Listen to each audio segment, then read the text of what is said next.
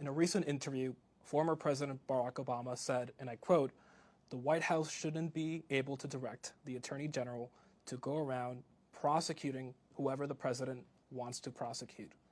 You're the Attorney General. What is your response? Well, coincidentally, I happen to have, I think, a copy of our Constitution.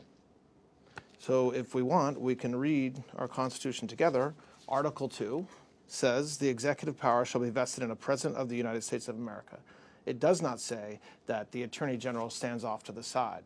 So I'm an acting Attorney General.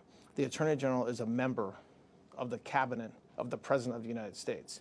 The Constitution gives the President power. So I question people in this country that suggest that President Trump, as the chief executive of the United States, does not have the authority or the right or shouldn't be leading this country in all areas, including what we need to be doing to get rid of crime in this country.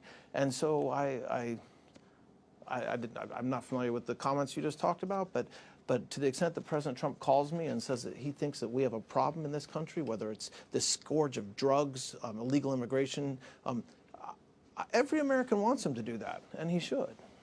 But the accusation here from the former president is that your department is now charging political adversaries of the president or perceived political adversaries of the president on his behalf to settle scores, essentially. There's something extraordinarily rich about a Democrat suggesting that this administration is charging our political adversaries. I mean, first of all, we're not.